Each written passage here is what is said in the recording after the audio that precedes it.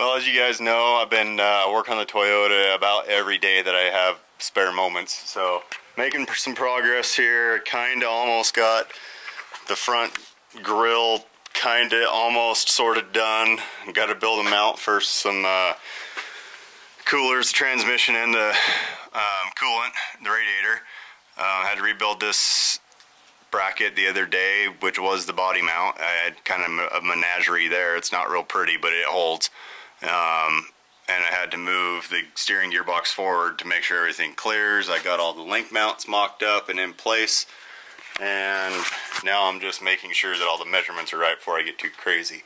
But since I've been spending so much time on this, I don't have a video for you guys this week, so you can 100% fully blame the Toyota and me for being slow, for not having a video. So what we're gonna do, Ashton came over to run video camera. Thanks, Ashton. Of course. And since I'm getting ready to sell my shed pile to help fund the Toyota, we're going to go through and do a shed stories of all of my sheds. This is basically my keeper pile. That little bit down there is not a keeper pile. Everything else is a keeper pile. It's going to kill me a little bit, but I'm going to sell the big ones to Jeff Baird. You guys all know him, Baird's Beard Oil. Strip Taxidermy, I think is his other Instagram. Is that right? Yeah, Strip Taxidermy. And all my big ones are going to him. One, because I know that if I want to see him again, I can go over there and see him. And two, if I'm going to sell my big stuff, I'm going to sell it to somebody that I know is going to appreciate it, and I know he will. But I figured I would do a Shed Stories episode for one last memory of all of my sheds before I get rid of them. All the little ones are going to go to Landon Whitwer here in town, another good friend, so I've been selling all my stuff to him. So once I get the big ones sold to Jeff, what he wants, then I'm going to sell the rest to Landon. So without further ado, this is Shed Stories by Micah Fye of Hidden Instinct. Alright guys, so I was trying to figure out where to start with the shed stories here. And I guess the appropriate place would be the very first shed I ever found. And I don't remember it real well because I think I was only like 4 or 5 years old. I just remember being in Idaho with my dad, and we were out, I think we were looking for turkeys, actually, turkey hunting, and found a little whitetail shed underneath a ponderosa tree, and that was the very first shed I ever remember finding. Like I said, I'm not even really sure how old I was, I don't remember how big it was. I just remember walking through the grass and come under this big ponderosa tree, and there was a little shed laying there.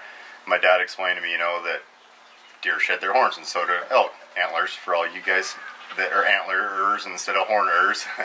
I will say horn every time probably because it's a habit. Yes, I realize they are antlers, so no nitpicking, alright?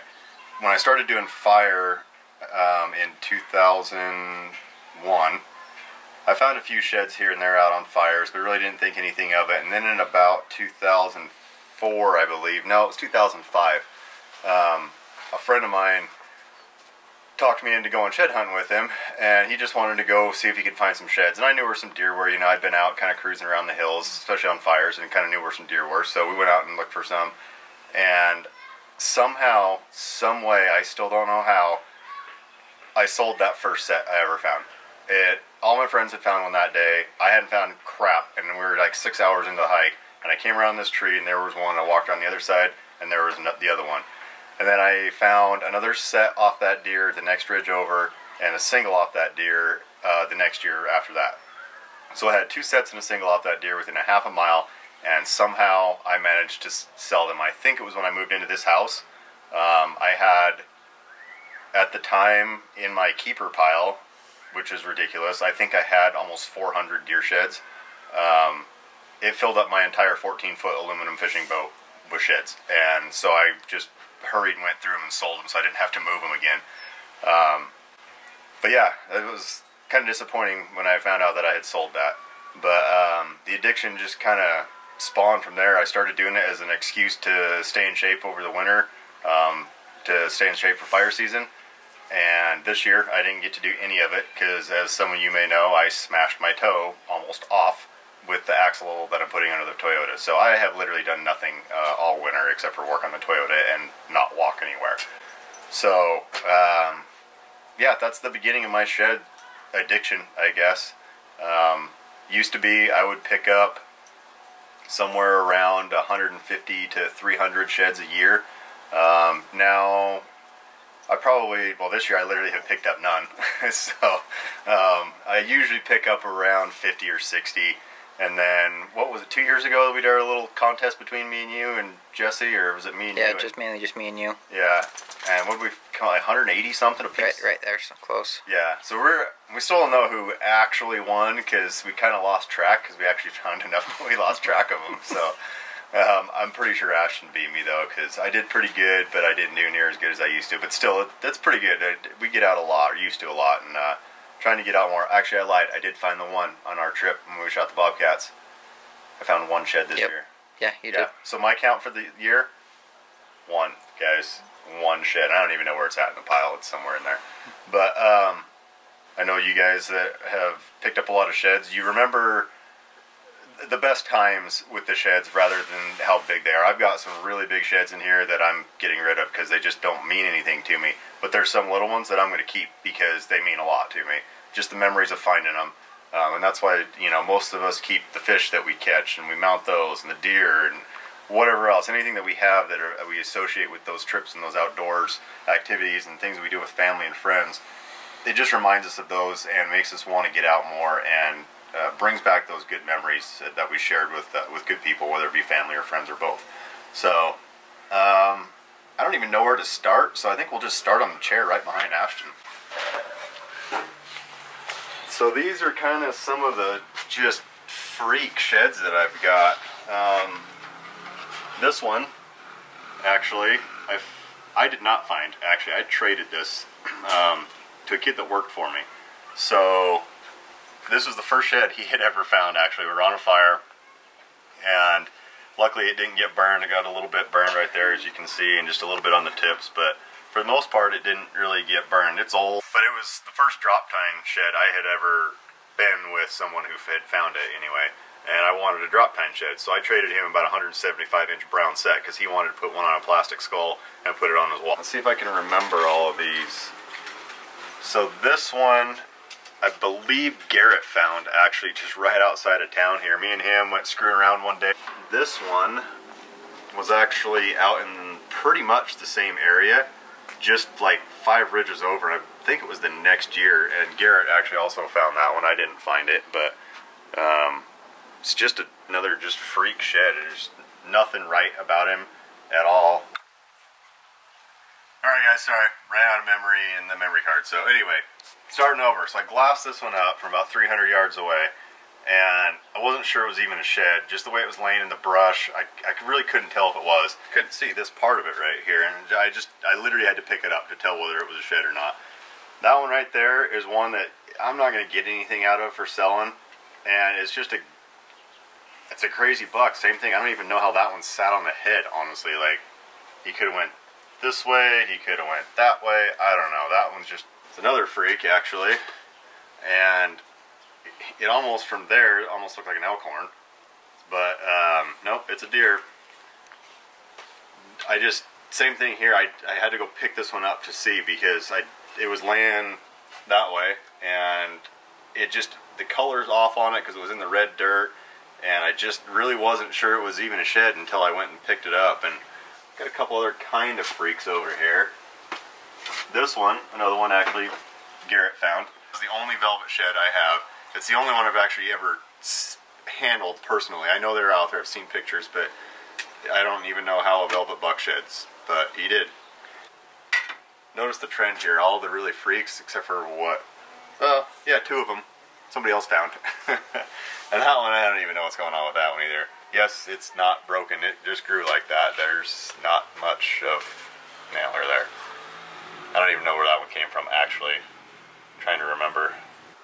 So we'll keep going with some of the smaller stuff. So this one is actually a Coues deer shed. Not the first one I ever found, but in 2008, I went down to Sierra Vista. Got to be good friends with some guys down there, and before I left, they gave me, just sit them right there, Ashland, thanks. They gave me this one. We found it on a fire, one of the guys on one of the other divisions, and they all live down there and find them all the time, and I didn't have any Coues deer sheds. And after they gave me this one, I think I found like 14 Coues deer sheds while I was down there. Those guys were all pissed because I was just picking up sheds left and right after that. But anyway, that was the very first Coues deer shed I ever got. So gonna hang on to that one too. There's some that your memories are just too good. You can't get rid of them. So this buck is not actually a whitetail. So yeah, this one right here, I'm pretty sure was the one that I found.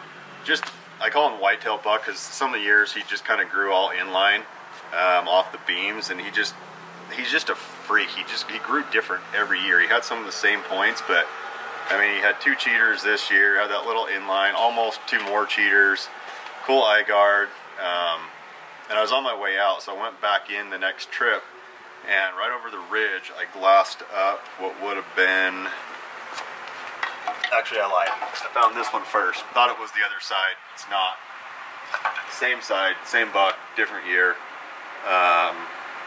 then I glassed, I think this is actually, yeah, this has got to be the set. So I glassed this set up and was like, no way is that even a set. Because he's grew so much different this year. But if you look at the bases on him, he's got these really crazy bases that jog up like that. And he has the identical bases every single year. Even though this one is just a freak shed. But he never really got very big. He just kept growing about the same except for this year. I don't know what happened to him there, but he went all sorts of weird that year. So they had history with it, so I traded him for the one that they had found off of what I call the whitetail buck, and consequently it was the biggest one. Just a rad buck. I wish he would have forked here. That's always been my dream buck, is to have one that forks off of every 4 point of his frame.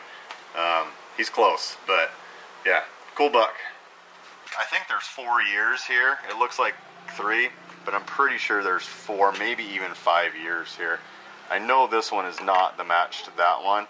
Still not sure on those 2, but I know those 2 are a match because I found them right next to each other. So, just kind of a crazy club shed. I actually found this one hunting coyotes.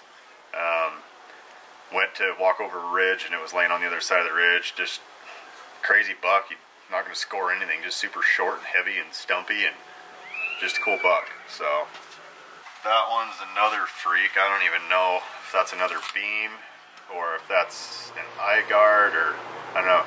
You guys tell me what you think it is, because I can't tell you. I think it's another beam. That's another fire buck. So that was a fire in Idaho on a hand crew we were on down by the Salmon River. Just walking in and out of the fire every day, and stumbled upon that little whitetail shed. This one was the very first shed I ever found that had an extra on it. Cool extra, and I found this not even a half a mile outside of city limits. So this one was, for a long time, the biggest shed I had found. And I spotted it from the road coming back from shed hunting. Actually, we weren't even shed hunting to start with. We were out shooting rabbits one day. And I was walking, so I walked back to the truck, driving down the road, and I looked over and saw this, and we had already found 3 or 4 sheds, but nothing very good. It was laying tines down in the sand, and I reached down to pick it up, and both of these were in the sand, right underneath of it. So it had been stepped on by a cow, and broke those 2 points off. And these were still stuck in the sand. There was only about that much of them sticking out of the sand. So I went back in and scoured the country looking for the other side of that. Couldn't find him. We ended up going back in there 2 years later with my little brothers, actually shoot rabbits again, and my little brother found the dead head off of him. That is another little whitetail. That's actually a Texas whitetail, southeast Texas whitetail. And I believe that one, yep, that one's a southeast Texas whitetail. That one's a central Texas whitetail, 2011 on fires down there. Also a Texas whitetail. These are Coues sheds, both of those. That I found this last year down there in southern Arizona. It was actually a deadhead, and I went to pick it up, and both sides just fell off of it. I could tell there was a lion, and there was turds all over the place. Saw a few tracks, so it was a lion kill. And yeah, as soon as I picked it up, the sheds just fell off, so that was actually kind of cool. Another Coues shed. Also a Coues shed, you can see it was obviously burned on a fire. That one was right on the Mexico border, and somewhere the match to that one is in here.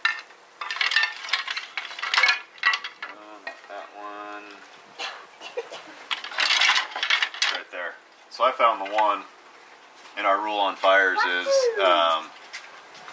whoever finds the first one gets the second one. So I found the first one, and then friend Dave found the other one. So that's actually a pretty good sized coos deer. I'd shoot that one in a heartbeat down there in that country. Although I know there's some giants that come from down there, I'd shoot that in a heartbeat. So another coos shed right there, kind of just got a crazy beam on it. And I'll probably end up keeping most of these too, because none of them are real giant. Big old forky coos shed. Kind of almost looks like a mule deer, but that one's a coos shed also. Another double eye guard coos shed. Can't remember which trip it was I found. Nope, actually I do remember. So me and one other guy went down there just to help out, and I found this one in the river right after it had flooded. It's just covered in mud. Remember where I found that one? What else do I got? So most people won't be able to tell the difference, but because I found them, I know. That one is a coos shed. That one's a Southeast Texas whitetail. So real similar in size, shape, but the color is just different. There's a lot more brown on that one. Just the kind of country they're living in. So you don't see sheds that small with an inline very often, but I don't even remember where I found that one either. There's a few of them where I don't remember where I found them. So all of these sheds right here, this whole pile, came off basically 2 ridge lines in a spot that I found out west of here. I haven't been in there in 4 years. Been trying to get in there. Just haven't had time. It's a pain in the butt to get in there. It's like a 4-hour drive, and don't mind my crazy kid on this little mini bike over there. Are you photo bombing me over there, dude? Yep, total photo bomb. I guess it's technically a video bomb, but I found most of these sheds most of them, probably over half of them, found 27 sheds in 2 days. And then I went back to another part of the area and found another, I don't know, there's somewhere around 35, 40 sheds in here from basically 2 trips, total of 5 days, I think. So I've been trying to get back out there. Now that I know the country, it's easier to find them in. But there's a lot of really cool sheds here. See, they all have kind of the same genetic out there. This one, I cut the bottom off, made a shifter actually out of it for my Toyota. Just a weird shape on that one. Let's see if I can find some of the iGuard ones. So I originally kept all these because I was going to go out and I wanted to see what some of these bucks turned into. But it's been so long since I've been out there now that it's not even worth, you know, keeping them. I mean, some of these are already 3 or 4 years old.